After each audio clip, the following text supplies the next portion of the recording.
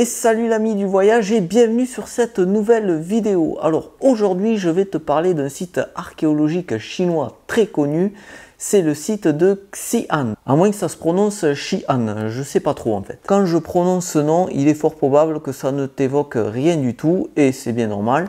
Mais en fait, c'est le fameux site archéologique sur lequel on trouve la fameuse armée de terre cuite. Et ça, par contre, il est fort probable que tu en aies déjà entendu parler. J'ai visité ce fameux site lors de mon séjour en Chine et donc je vais t'en parler un peu. Je vais un petit peu lever le mystère sur cette armée de terre cuite. Pourquoi se donner tant de mal à façonner des milliers de soldats en terre cuite pour ensuite les ensevelir? Eh bien, c'est la question à laquelle je vais répondre avec le récit de ma visite de ce lieu archéologique qui mérite quand même pas mal le détour. Pour commencer, je vais te parler un peu du contexte. C'est à l'âge de 13 ans que Yin Zheng accède au trône du royaume de Qin. Et comme le veut la tradition du pays à l'époque, dès lors qu'il est nommé roi, on commence déjà à creuser son tombeau. Voilà, une tombe en guise de cadeau de bienvenue, ça fait toujours plaisir, hein. Mais dans ce cas-là, on a affaire à un gamin franchement mégalo et il veut que sa dernière demeure soit la plus grandiose possible. Il veut absolument que son tombeau reflète sa puissance et il va demander à ce que des tranchées soient construites autour de sa tombe et qu'on y mette à l'intérieur 5000 soldats de pierre.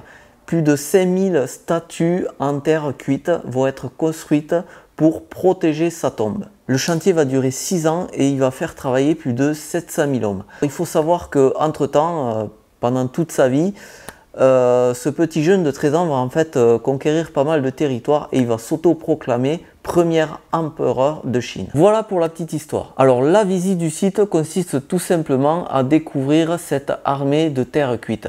Et il faut avouer que c'est vraiment impressionnant. Voilà, moi j'étais impressionné. Il faut savoir que le site est immense, ça se passe dans des hangars, en fait c'est protégé. Et donc ils ont déterré tout simplement les statues, ils ont mis à découvert les tranchées et tu peux voir toutes ces statues en ordre de bataille dans les tranchées et c'est vraiment impressionnant. En fait, c'est une sorte de défilé du 14 juillet figé dans le temps. Parce qu'en fait, il n'y a pas seulement des soldats, il y a aussi des statues de chevaux et à l'époque, il y avait aussi des attelages et tous les soldats étaient armés. Mais avec le temps, tout ça s'est détérioré. Il y a eu aussi beaucoup de pillages parce qu'il faut savoir que les armes étaient des vraies, hein, c'était pas des répliques. Tous les soldats avaient des lances dans les mains, des épées et tout ça a été volé ou tout simplement détérioré. Ensuite, il y a un détail assez intéressant, c'est que tous les soldats ont des visages plus ou moins différents, tout simplement parce que les sculpteurs, ils avaient à leur disposition des moustaches et des mentons différents qui cumulaient entre eux en fait pour obtenir des visages différents. Du coup, même si les statues se ressemblent, en fait elles ne sont pas les mêmes et ça renforce vraiment cette impression qu'il y a une véritable armée devant toi, quoi, parce que tous les visages sont différents. Alors bien sûr, ce que tu peux voir sur le site, c'est ce qui reste, quoi. C'est un tout petit échantillon de ce qui était l'origine de cette armée de terre cuite. Parce que bon voilà, encore une fois, avec le temps, tout a été détruit. Et en fait, il y a des fouilles qui sont toujours en cours. Et en fait, les chercheurs, les archéologues, ils récupèrent tous les petits morceaux qu'ils retrouvent, qui sont cassés. Ils les regroupent et ils reconstruisent les statues en fait. Voilà, c'est un travail de fourmi incroyable, quoi. Ils récupèrent tous les petits morceaux, ils reconstituent les trucs comme un puzzle géant, quoi. Et c'est vraiment un travail incroyable. Voilà pour la petite visite. Maintenant, je vais te parler de quelque chose d'encore plus intéressant et même, je dirais, de passionnant. Si tu as bien suivi, tu as compris que là où est disposée cette armée de pierre, ce n'est pas exactement l'endroit où est la tombe de l'empereur, c'est juste l'endroit où sont enterrées les statues qui gardent sa tombe.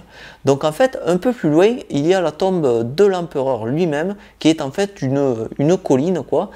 Et tu peux pas vraiment la visiter, tout ce que tu peux faire c'est monter au sommet de la colline, tout simplement parce que elle n'a pas été encore explorer cette colline. Voilà, il n'y a pas de fouilles qui ont été faites, tout simplement parce qu'on a peur que les techniques de fouilles actuelles ne dégradent la tombe. Mais il paraît que c'est fabuleux. Alors je vais te lire un petit texte que j'ai trouvé dans le Routard. Ce sont les écrits d'un historien chinois du 1er siècle avant Jésus-Christ, donc tu vois, ça remonte pas mal. Et il décrit comment devrait être cette fameuse tombe. Alors je m'excuse, je suis pas un très bon lecteur, mais je vais essayer de faire des efforts pour cette petite vidéo. Des bâtiments et un palais de 120 mètres sur 160 mètres, construits à 30 mètres de profondeur, avec une voûte céleste scintillant d'étoiles faites de perles et de pierres précieuses. La mer, où flotterait le sarcophage de l'empereur, et les 100 fleuves de Chine, recréés à l'aide de tonnes de mercure et munis d'une machinerie simulant les courants.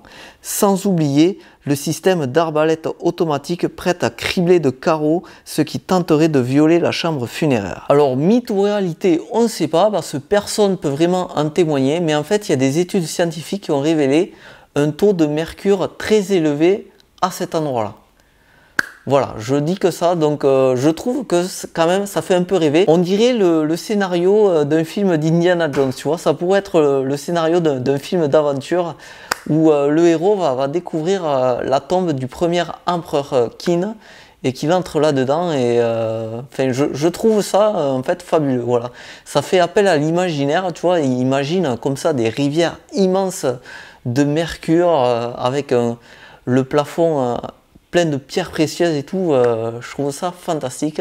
Et voilà, on ne sait pas si c'est le cas, mais moi j'ai envie de dire que c'est possible. Voilà, je vais m'arrêter là pour cette vidéo. Alors, est-ce que cette visite est un indispensable de ton voyage en Chine si tu en fais un? Je dirais indispensable non, mais ça vaut quand même vachement le détour. Voilà, moi ça m'avait beaucoup plu, encore une fois, c'est très impressionnant.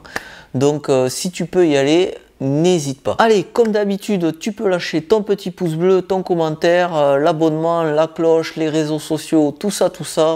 Fais-toi plaisir, tu sais comment ça marche. Et en attendant la prochaine vidéo, je te dis à bientôt ici ou ailleurs dans le monde. Et en attendant, explore, découvre, voyage.